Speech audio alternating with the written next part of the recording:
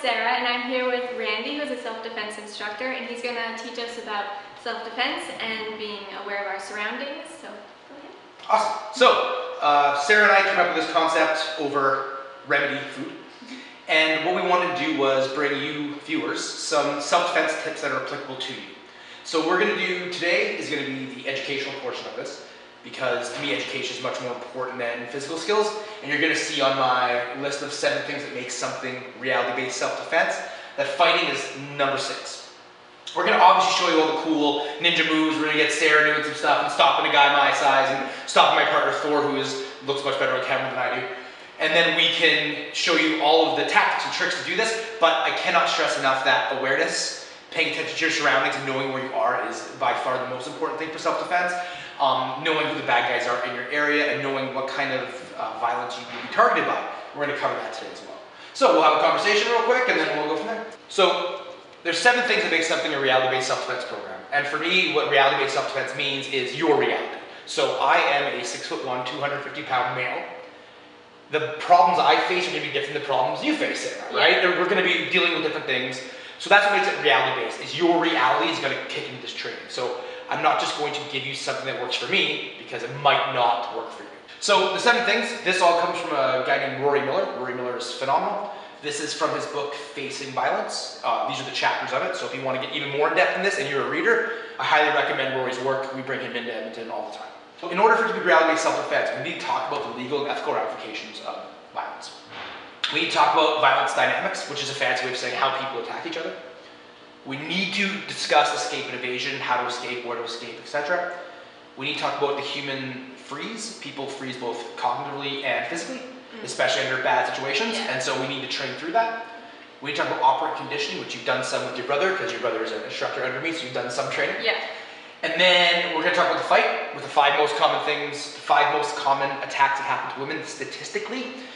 And then we're going to talk about the aftermath at some point of what happens after violence, because it might only be 30 seconds, but it can change your life forever. If you are not local and you're looking for a self-defense program, if they don't hit all these points, at least 4 out of 5, or 4 out of 7, I wouldn't recommend training there, because you're probably taking a martial art, which is just a fight answer to a fight problem and doesn't teach you the rest of the stuff. Violence dynamics is how people attack, why people attack, and what their motivations are.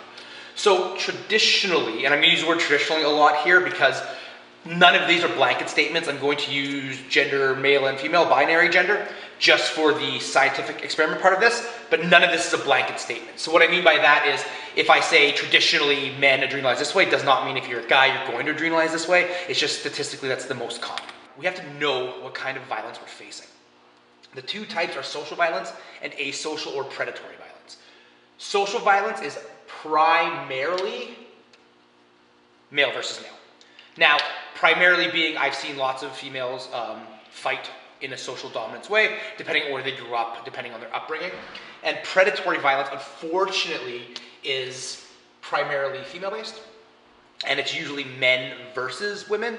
And unfortunately, in this story, men are the villain. It's statistically the most common people to attack people are 16 to 25-year-old males, and women in that category, 16 to 25, is where you're in the most dangerous zone to be affected by violence. But understand that if you live in a first world country, the level of violence is not going to be that crazy, but you should still kind of pay attention to what's going on, especially in the environment we live in now with new power change and stuff. There's a lot more hate speech floating around, and that alone is a huge problem. We need to identify the type of violence we're dealing with.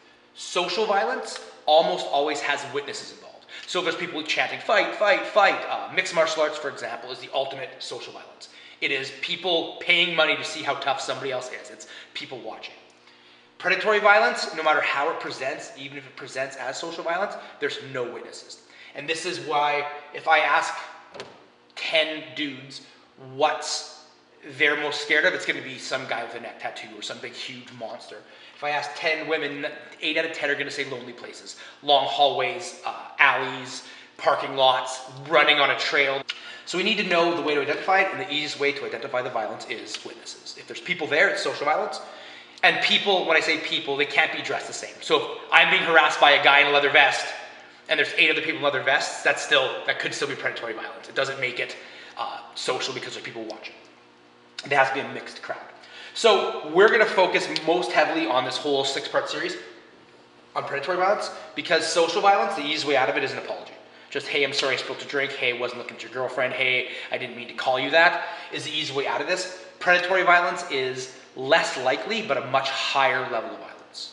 When we're dealing with predatory violence, there's, again, when we get to the fight, we want to make sure that people understand that predatory violence is not personal, usually.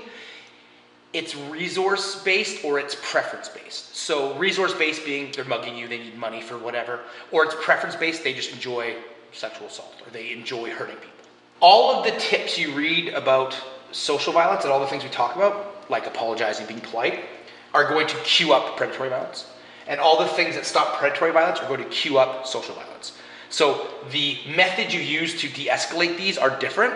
So again, like I said, social violence, being apologetic, making yourself small, just kind of walking away is the best way to deal with that. Predatory violence, all those things are actually the worst possible thing you could do, because then you get higher on the predator list. So with predatory violence, it's all the things you'd read on like a Facebook meme, right?